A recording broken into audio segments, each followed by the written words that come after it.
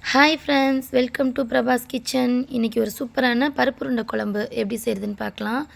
அதுக்கு 100 கிராம் துவரம்பருப்பு நான் ஆட் பண்ணியிருக்கேன். 150 கடலைப்பருப்பு ரெண்டையுமே நம்ம சேர்த்து நல்லா கழுவிட்டு 2 மணி நேரம் ஊற வச்சு எடுத்துக்க போகிறோம்.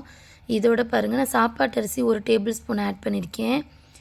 போட்டு ஒரு 6 வரமிளகா சேர்த்து நம்ம ஊற வச்சுக்கலாம். 2 மணி நேரம் ஊறட்டும் நல்லா. அது இப்போ ஒரு கடாயில் எண்ணெய் விட்டு 2 துண்டு பட்டை, 1 கிராம்பு, 1 ஏலக்காய், 1 பிரிஞ்சி இலை, அன்னாசிப்பூ எல்லாமே போட்டு ஜீரகம், சோம்பு போட்டு தாளிச்சிக்க போகிறோம்.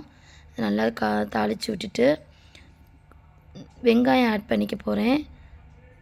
ஒரு 4 பெரிய வெங்காயத்தை நம்ம குட்டி குட்டியாக கட் பண்ணி இதோடு சேர்த்துக்கலாம். சேர்த்து நல்லா வெங்காயத்தோட எண்ணெயில் சேர்த்து நல்லா வதக்கட்டும். வெங்காயம் நல்லா வதங்கினதுக்கப்புறம் 3 தக்காளி ஆட் பண்ணிக்க போகிறோம்.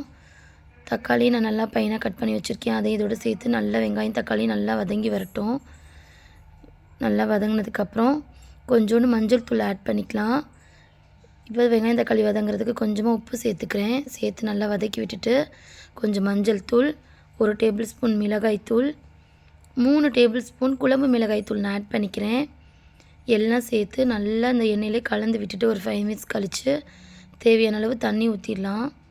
தண்ணி ஊற்றி குழம்பு நல்லா கொதிக்கட்டும். இப்போ நம்ம ஊற வச்சுருக்க பருப்பு நல்லா நம்மளுக்கு ஊறி வந்திருக்கும். நேரம் 2 மணி நேரத்துக்கிட்ட நம்ம ஊற வச்சா போதும், ரொம்ப நேரம் ஊற வைக்க வேணாம். 2 மணி நேரம் ஊற வச்சதுக்கப்புறம் நம்ம வடைக்கு அரைக்கிற மாதிரி ஒரு பக்குவத்தில் தண்ணியெல்லாம் நல்லா வடிச்சிட்டு நம்ம இதை மிக்சியில் போட்டு கொரப்பாக அரைச்சி எடுத்துக்கப்புறம் ரொம்ப பேஸ்ட் மாதிரி அரைச்சிடக்கூடாது. கொரப்பாக தான் அரைச்சிக்கணும். தண்ணியை நல்லா வடிகட்டிடுங்க ஃப்ரெண்ட்ஸ். நல்லா ஒரு ஃபில்ட்ரு வச்சு நல்லா தண்ணியை பருப்பில் இருந்துக்க தண்ணியெல்லாம் நல்லா வடிகட்டி எடுத்துகிட்டு மிக்சர் ஜாரில் சேர்த்து கொஞ்சமாக சோம்பு ஆட் பண்ணிக்கோங்க. ஆட் பண்ணி இந்த வரமிளகா ஒரு 6 வரமிளகா, இந்த ஊற வச்ச பருப்பு எல்லாத்தையும் கொரப்பாக நம்ம அரைச்சி எடுத்துக்கலாம். அதில் கொஞ்சமாக உப்பு ஆட் பண்ணிக்க போகிறோம். இந்த பருப்பில் உப்பு ஆட் பண்ணிவிட்டு நறுக்கி வச்சுருக்க பெரிய வெங்காயம் ஒரு 4 பெரிய வெங்காயத்தை நான் ஆட் பண்ணிக்கிட்டு கொஞ்சம் கருவேப்பிலை கொத்தமல்லி ஆட் பண்ணியிருக்கேன். பாருங்கள், சூப்பராக அரைச்சி எடுத்துகிட்டு வந்திருக்கேன். இப்போ நல்லா குழம்பு கொதிச்சிருச்சு.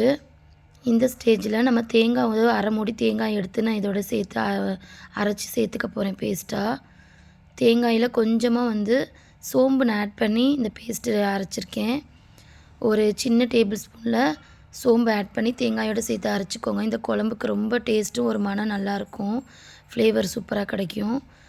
அரைச்சி இந்த தேங்காய் பேஸ்ட்டை இதோடு சேர்த்து நம்ம நல்லா கலந்து விட்டுடலாம். தேவையான அளவு தண்ணி ஊற்றிக்கோங்க. தண்ணி ஊற்றி குழம்பு கொஞ்சம் தண்ணியாகவே இருக்கட்டும். நம்ம உருண்டை போடுறப்ப அந்த குழம்பு கொஞ்சம் நம்மளுக்கு கெட்டி கொடுத்துரும். அதனால் தேங்காய் பேஸ்ட்டு ஊற்றிட்டு எவ்வளோ தாராளமாக தண்ணி வேணுமோ நல்லா ஊற்றி உப்பு செக் பண்ணிக்கலாம். உப்பு தேவையான அளவு போட்டு நல்லா கலந்து விட்டு குழம்பு நல்லா தேங்காய் மசாலாவோடு சேர்த்து நல்லா கொதித்து வரட்டும். நல்லா கொதிச்சதுக்கப்புறம் இப்போ நம்ம ரெடி பண்ணி வச்சுருக்க மாவை சின்ன சின்ன உருண்டைகளாக நம்ம உருட்டி வச்சுக்கலாம். நம்ம ரொம்ப பெருசாக உருட்ட வேணாம், சின்ன சின்ன அளவாக உருட்டிக்கலாம். இப்போ நம்ம இந்த உருண்டைகளை சில பேர் என்ன பண்ணுவாங்கன்னா இட்லி சட்டியில் வச்சு நல்லா வேக வச்சு எடுத்து அதுக்கப்புறம் இந்த குழம்புல சேர்த்துக்குவாங்க. நம்ம இன்றைக்கி அந்த மாதிரி செய்ய போகிறதில்ல. டைரெக்டாகவே நம்ம இந்த உருண்டைகளை இந்த குழம்புல நம்ம ஆட் பண்ணிட போகிறோம். அப்படி செய்கிறதுனால சில பேருக்கு உருண்டையெல்லாம் உடஞ்சி வந்துடும். ஆனால் இப்போ நம்ம செய்கிற மெத்தடில் உருண்டைகள்லாம் உடையாது. ஏன்னா அதுக்காக தான் நான் ஒரு டேபிள் ஸ்பூன் சாப்பிட்றதுக்கு யூஸ் பண்ணுற அரிசியை சேர்த்து ஊற வைக்க சொன்னேன். அது போடுறப்ப நம்மளுக்கு உருண்டைகள் குழம்புலேருந்து உடஞ்சி வராமல் நம்மளுக்கு முழுசாகவே கிடைக்கும். அந்த மாதிரி நீங்கள் ட்ரை பண்ணி பாருங்கள். ரொம்ப அரிசி சேர்க்க வேணாம். ஒரு சின்ன டேபிள் ஸ்பூனில் 1 ஸ்பூன் ஆட் பண்ணிக்கிட்டால் சரியாக இருக்கும் நம்மளுக்கு அளவு. கடலைப்பருப்பு எப்பயுமே கொஞ்சம் அதிகமாக போடணும். துவரம் பருப்பு 100 போட்டிருக்கேன். 150 கடலைப்பருப்பு ஆட் பண்ணியிருக்கேன் இன்றைக்கி நான் போட்டிருக்க அளவு. அதுக்கு 1 டேபிள் ஸ்பூன் அரிசி ஆட் பண்ணியிருக்கேன். எல்லாத்தையும் 2 மணி நேரம் ஊற வச்சு கொரப்பாக அரைச்சி எடுத்துக்கோங்க. பாருங்கள், இப்போ உருண்டைகளை நம்ம மெதுவாக அந்த குழம்புல நான் போட்டுக்கிறேன். போட்டாச்சு. இப்போ உருண்டைகளை கீழே அடியில் இருக்கும். இப்போ உருண்டைகள் வெந்துருச்சுன்னா மேலே நம்மளுக்கு மிதந்து அழகாக வந்துடும் சூப்பராக. இப்போ அடுப்பு சிம்லேயே வச்சுக்கிட்டு உருண்டையை போடுங்க. உருண்டையெல்லாம் போட்டு முடிச்சதுக்கப்புறம் நீங்கள் அடுப்பை ஃபுல்லாக வச்சுக்கோங்க. ஏன்னா கையில் தெரிச்சிடும் குழம்பு. அதனால தான் அடுப்பு சிம்மில் வச்சுட்டு எல்லா உருண்டைகளையும் போட்டுருங்க. அப்புறம் அடுப்பை கொஞ்சம் ஃபுல்லாக்கிட்டிங்கன்னா ஸ்டீமை உருண்டைகள் எல்லாம் அழகாக மிதந்து வந்துடும். அந்த குழம்புக்கு மேலே பாருங்கள், இப்போயே மிதந்து வந்துருச்சு. இந்த ஸ்டேஜ் நம்மளுக்கு குழம்பு கரெக்டாக இருக்குதுன்னு அர்த்தம். உருண்டைகள் வெந்துருச்சுன்னு நம்ம கண்டுபிடிச்சிடலாம். இப்போ எல்லாமே ஃபைனல் ஆயிடுச்சு. நல்லா ஒரு கிளறி விட்டுருங்க. கரண்டி வச்சு மெதுவாக உருண்டைகள் உடையாத மாதிரி. உருண்டை போட்டோன்னே கிளறக்கூடாது. இந்த மாதிரி வந்து மேலே மிதந்து வந்துடும் பாருங்கள். உருண்டை ஓரளவுக்கு வெந்து ஒரு 70% கிட்ட உருண்டை வெந்துருச்சுன்னா தான் இந்த மாதிரி மேலே மிதந்து வரும்.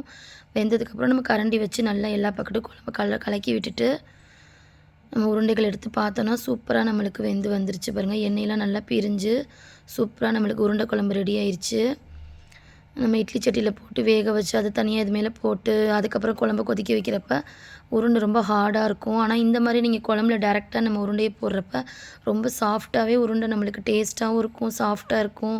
சாப்பிட்றதுக்கு இந்த உருண்டை குழம்பு தான் வந்து ரொம்ப டேஸ்ட்டு கொடுக்கும். நீங்கள் இந்த மாதிரி ட்ரை பண்ணி பாருங்கள். நான் சொன்ன ஒரு சீக்ரெட்டோட அரிசி போட்டு நீங்கள் இந்த உருண்டையை ஊற வச்சு ட்ரை பண்ணி பாருங்கள் ஃப்ரெண்ட்ஸ். உருண்டை குழம்பு ரொம்பவே நல்லா வந்திருக்கு. நாளைக்கு ஒரு சூப்பரான ரெசிபியோட பார்க்கலாம் ஃப்ரெண்ட்ஸ். வீடியோ பிடிச்சிருந்தா லைக் பண்ணுங்கள், ஷேர் பண்ணுங்கள், சப்ஸ்கிரைப் பண்ணுங்கள் ஃப்ரெண்ட்ஸ். பார்க்கவே உருண்டை குழம்பு சாப்பிடணும் போல் செம்மையாக இருக்குது. ஓகே ஃப்ரெண்ட்ஸ், பாய்.